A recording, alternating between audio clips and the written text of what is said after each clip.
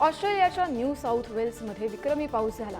मुसळधार पावसामुळे पूरस्थिती उद्भवल्यानं 4 जणांचा मृत्यू झालाय तर 1 जण अजूनही बेपत्ता आहे। सिडनीच्या उत्तरेला असलेल्या भागात सतत पडणाऱ्या पावसामुळे 500,000 लोकांचं स्थलांतर करण्यात आलंय। पंतप्रधान अँथनी अल्बनीज आणि न्यू साऊथ वेल्सचे मुख्यमंत्री क्रिस मिन्स यांनी पूरग्रस्त भागाला भेट दिली आहे। यावेळी त्यांनी मदतीचंही आश्वासन दिलं। गेल्या 24 तासात 177 जणांना वाचवण्यात यश आलंय तर पूरग्रस्त भागात आता साफसफाईचं काम केलं जाणार आहे।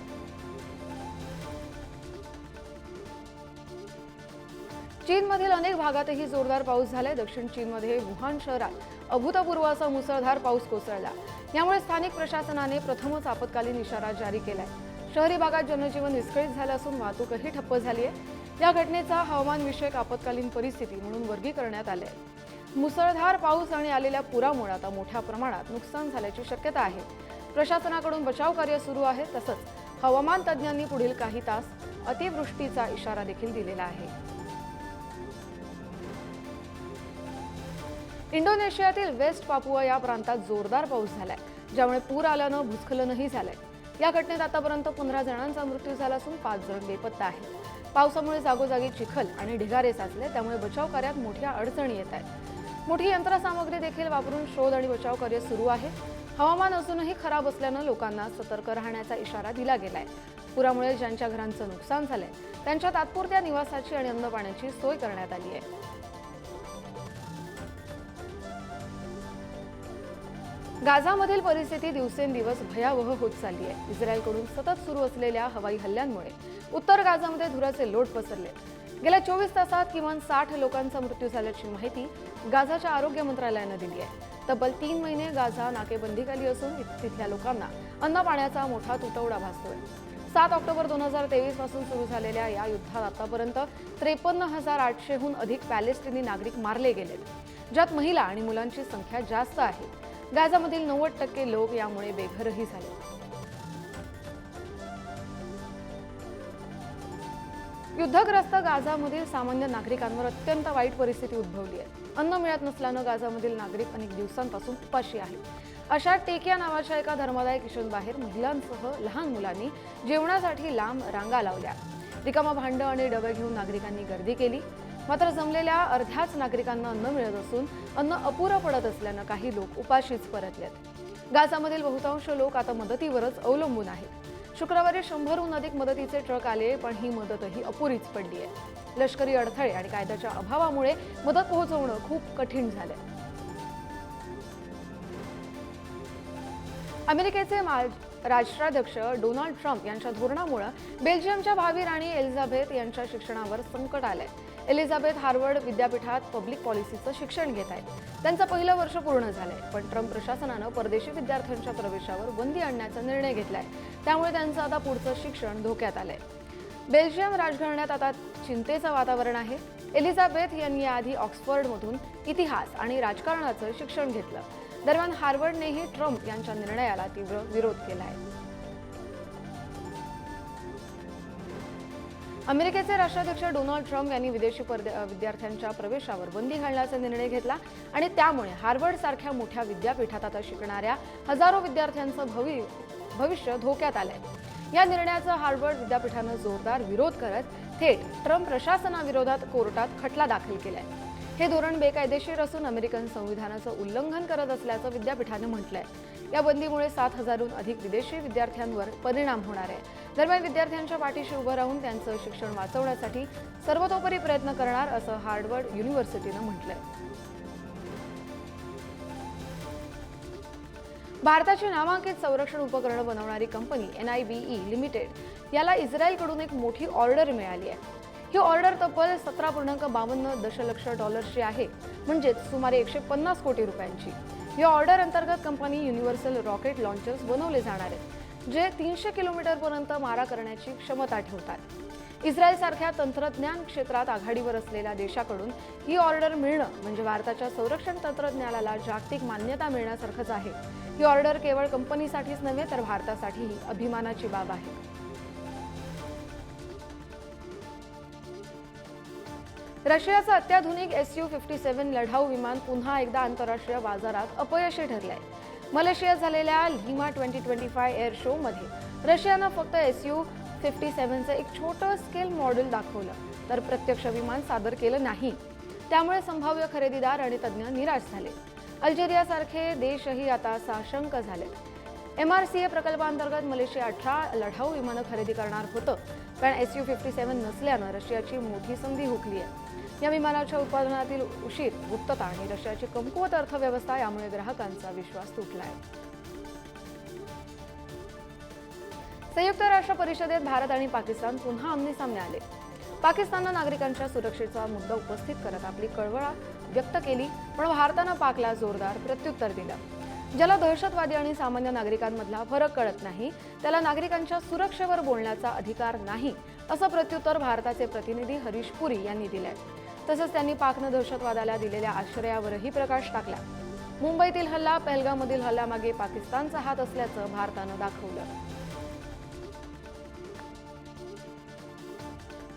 न्यूयॉर्कमध्ये इंडस जल करारावर झालेल्या संयुक्त राष्ट्र परिषदेत भारताचे प्रतिनिधी हरीश पर्वते यांनी पाकिस्तानवर जोरदार टीका केली. 65 वर्षांपूर्वी भारतानं प्रामाणिकपणे हा करार केला होता, पण पाकिस्तानने 3 युद्ध लादली आणि हजारो दहशतवादी हल्ले घडवले, ज्यात 20,000हून अधिक भारतीयांचा बळी गेला. तसंच पर्वते यांनी पहलगाममधील हल्ल्याचंही उदाहरण दिलं. भारतानं संयम दाखवला, पण पाकिस्तान नेहमी अडथळेच निर्माण करत राहिलाय. त्यामुळे जोवर पाक सीमापार दहशतवाद थांबवत नाही, तोवर हा करार अंमलात आणणार नाही, असं पर्वते यांनी स्पष्ट केलंय. पाकिस्तानचे खासदार सय्यद अली जफर यांनी सिंधू नदीच्या पाणी संकटाला वॉटर बॉम्ब असं म्हटलंय.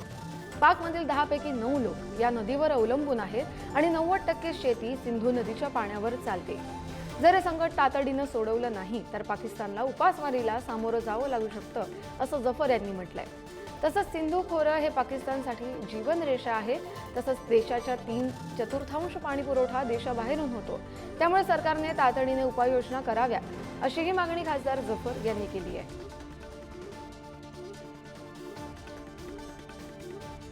अमेरिकेचे राष्ट्राध्यक्ष डोनाल्ड ट्रम्प यांनी ॲपल नंतर आता सॅमसंगलाही धमकी दिली आहे. अमेरिकेबाहेर निर्माण केलेल्या सगळ्या स्मार्टफोनवर आता 25% आयात शुल्क लागणार आहे. यामध्ये सॅमसंगच्या मोबाईलचाही समावेश करण्यात आला आहे. फक्त ॲपलला लक्ष करण्यासाठी हे धोरण आखलेलं नसून ते सॅमसंग आणि इतर कंपन्यांना देखील लागू होईल, असं डोनाल्ड ट्रम्प यांनी स्पष्ट केलंय. यापूर्वी ट्रम्प यांनी ॲपलचे CEO टिम कुक यांना आयफोनचं उत्पादन भारतात न घेता फक्त अमेरिकेतच घेण्याच्या सूचना दिल्या. त्यानंतर आता तिसऱ्यांदा टॅक्स वाढवण्याचीही धमकी दिली आहे. जर्मनीच्या बर्लिनमध्ये भारताचे परराष्ट्र मंत्री डॉक्टर एस जयशंकर यांनी पहलगाममधील दहशतवादी हल्ला आणि ऑपरेशन सिंदूरबाबत आपली ठाम भूमिका मांडली. दहशतवादाला आज जगात कुठलाही देश मान्यता देत नाही. मी जर म्हणालो की मला आणि माझ्या देशाला स्वतःचं संरक्षण करण्याचा हक्क आहे, तर बहुतेक देश त्याला मान्यता देतील, असं जयशंकर यांनी नमूद केलं. तर दहशतवादी हल्ल्याचा तात्काळ निषेध करत भारताच्या स्वसंरक्षणाच्या हक्काला पाठिंबा दिल्याबद्दल जयशंकर यांनी जर्मनीचे विशेष आभारही मानले.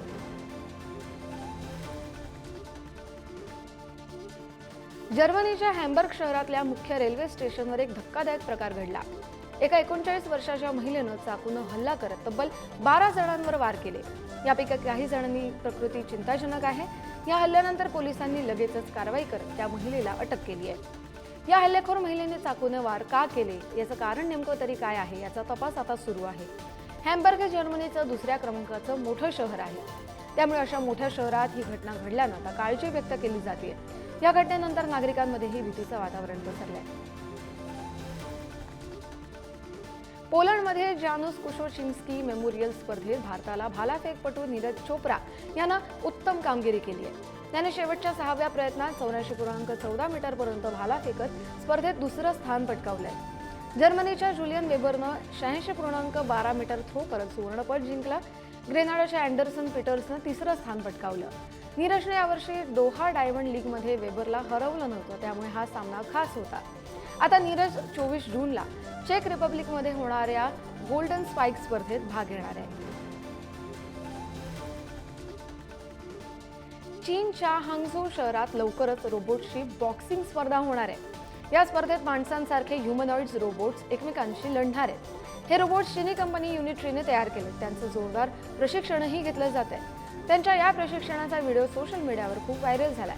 ज्यात रोबोट्स स्ट्रेट पंच, हुक पंच, साइड किक्स आणि स्पिन किक्स करताना दिसत आहेत। या स्पर्धेत तज्ज्ञ आणि पंच एकत्र येऊन रोबोट्सच्या लढाईचं विश्लेषण करणार आहेत। गुजरातमधील बनासकांठा जिल्ह्यात सीमा सुरक्षा दलाच्या जवानानं भारतीय हद्दीत घुसखोरी करण्याचा प्रयत्न करणाऱ्या एका पाकिस्तानी घुसखोराला ठार केलंय। बीएसएफच्या जवानांनी आंतरराष्ट्रीय सीमेवरून सीमा ओलांडून येणाऱ्या एका संशयित व्यक्तीला पाहिलं। जवानांनी त्याला अडवण्याचा प्रयत्न केला, मात्र न थांबता त्यानं पळ काढला। यामुळे जवानांना गोळीबार करावा लागला। या गोळीबारात घुसखोर जागीच ठार झालाय। या घटनेनंतर आता बीएसएफच्या जवानांपुढे घुसखोरांना अडवण्याचं मोठं आव्हान उभं ठाकलंय। चंडोकला बँक फसवणूक प्रकरणाशी संबंधित गुन्हेगार अंगद सिंग चंडोकला सीबीआयनं आता भारतात आणलंय। बँक घोटाळ्या प्रकरणी आरोपी असल्यानं अमेरिकेतील संबंधित यंत्रणांच्या सहकार्यानं त्याला भारतात परत आणलंय। ऑनलाईन फसवणूक प्रकरणात मुख्य आरोपी असल्यानं त्याला अमेरिकेतील न्यायालयानं दोषी ठरवत प्रत्यार्पणाचे आदेश दिले। चंडोकला बँक फसवणूक प्रकरणातील भूमिकेसाठी 6 वर्षांच्या तुरुंगवासाची शिक्षा आता सुनावण्यात आली आहे। काँग्रेस नेते राहुल गांधी यांनी आज जम्मू काश्मीरमधील पूंछ इथल्या श्री गुरु सिंग सभेला भेट दिली। या गुरुद्वारावर पाकिस्तानकडून गोळीबार करण्यात आला होता। राहुल गांधी यांनी या गुरुद्वाराची पाहणी करत तिथल्या परिस्थितीची माहिती घेतली। स्थानिकांशी संवाद साधत त्यांना धीर देण्याचा प्रयत्न केला। यासह त्यांनी मदतीचं आश्वासनही दिलंय। तर पाकिस्तानी गोळीबारात झालेल्या नुकसानाबद्दल राहुल गांधी यांनी चिंता व्यक्त केली आहे। पंतप्रधान नरेंद्र मोदी यांच्या उपस्थितीत नीती आयोगाची बैठक पार पडली। विकसित भारत हे प्रत्येक भारतीयाचं ध्येय आहे। जेव्हा प्रत्येक राज्य विकसित होईल तेव्हाच भारत विकसित होईल। विकसित भारत हेच भारतीयांचं लक्ष्य आहे, असं नीती आयोगाच्या बैठकीत मोदी यांनी म्हटलंय। आपल्याला विकासाचा वेग वाढवावा लागेल। जर केंद्र आणि सगळ्या राज्यांनी टीम इंडिया म्हणून एकत्र काम केलं तर ध्येय गाठणं अवघड नाही, असं आवाहनही पंतप्रधान नरेंद्र मोदी यांनी सगळ्या राज्यांच्या मुख्यमंत्र्यांना केलं।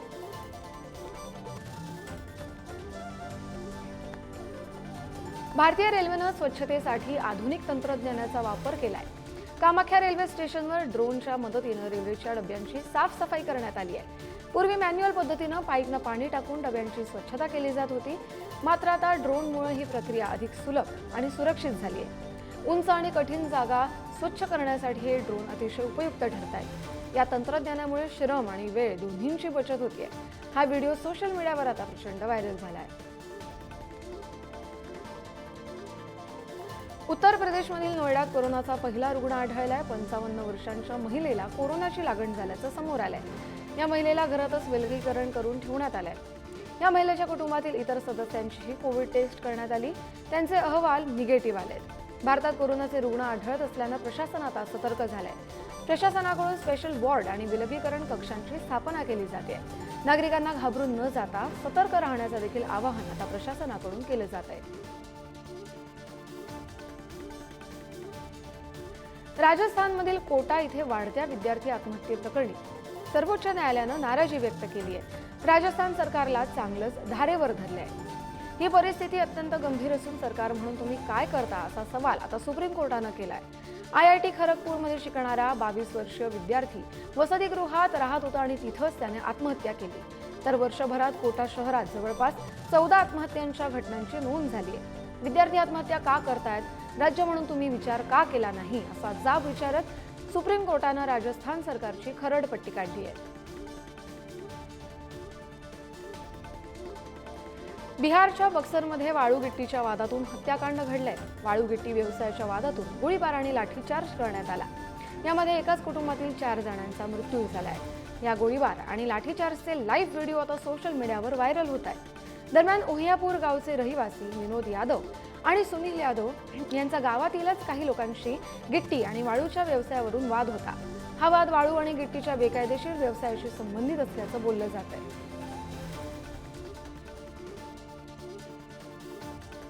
आंध्र प्रदेशच्या कडप्पा जिल्ह्यातील कंबलादिन्ने या गावात एका 3 वर्षीय मुलीची निर्घृण हत्या करण्यात आली आहे। धक्कादायक म्हणजे या चिमुकलीला केळ्याचा आमिष दाखवून तिच्यावर बलात्कार करून तिला मारलं गेलं। पीडितेचे पालक लग्नाला गेले असताना हा सगळा धक्कादायक प्रकार घडला। या चिमुकलीचा मृतदेह जंगलातही आढळला। आई वडील लग्नाला गेले होते तेव्हा ही चिमुकली घराबाहेर खेळत होती. आरोपीनं संधी साधत या छोट्याशा मुलीवर लैंगिक अत्याचार करत तिचा जीव घेतला. स्थानिकांनी नराधमाला पकडून पोलिसांच्या स्वाधीन केलंय आणि या नराधमावर आता गुन्हा देखील दाखल करण्यात आलाय.